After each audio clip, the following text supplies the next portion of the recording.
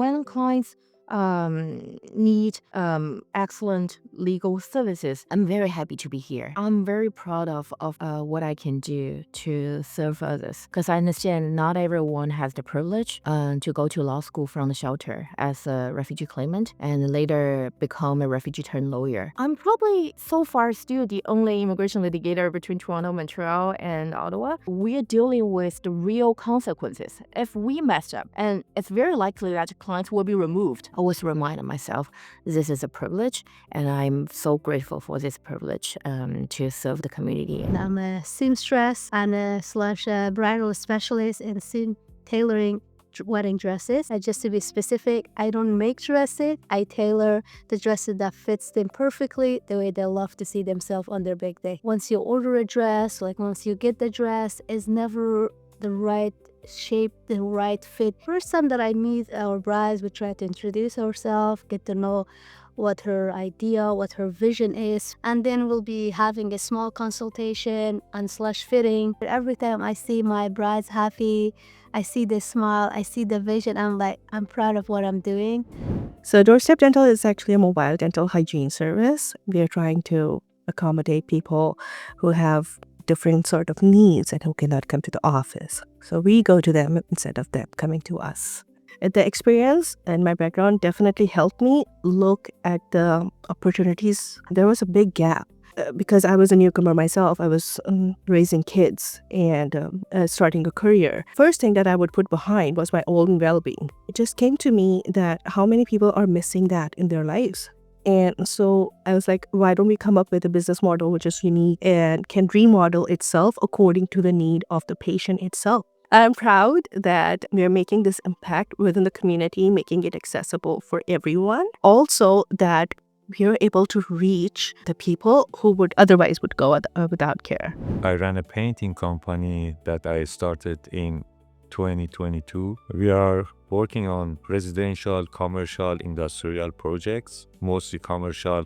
I have a team, a crew of 4 people usually, but depends on the base of the contract. Sometimes I have to hire more people, but that's my goal, to create more job, improve the company, and be able to keep the guys busy all the time. Obviously, for a newcomer, it's a big challenge. First of all, language. Second, the environment and how to get familiar to the cultural things.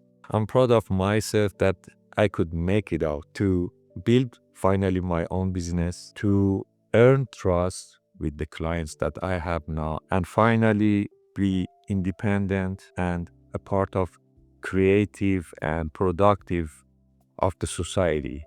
Rankari Fashions basically came out of my passion for designing, but at the same time, sustainable clothing.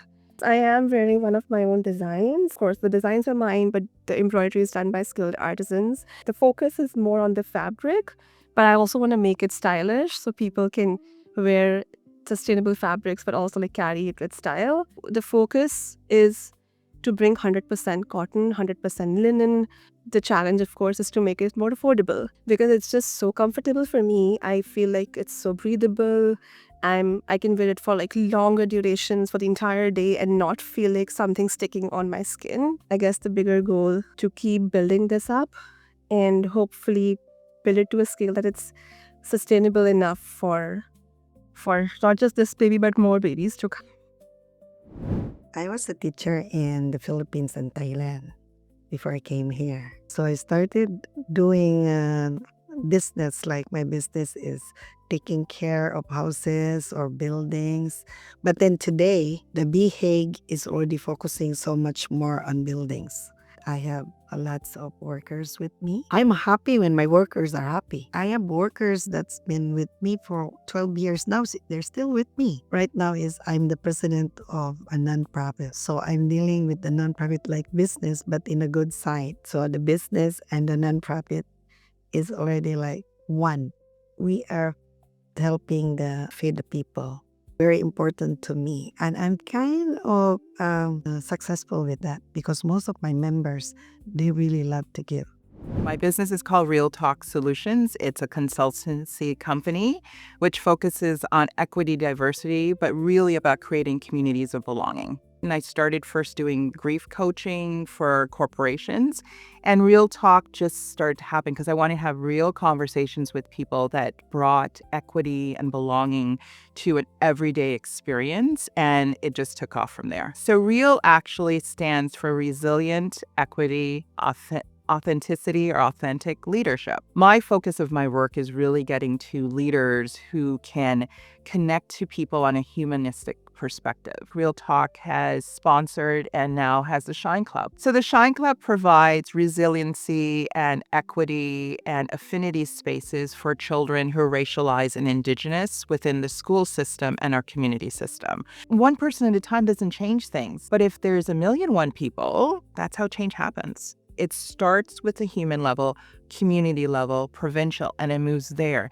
And most of the times, that's when the government changes the laws.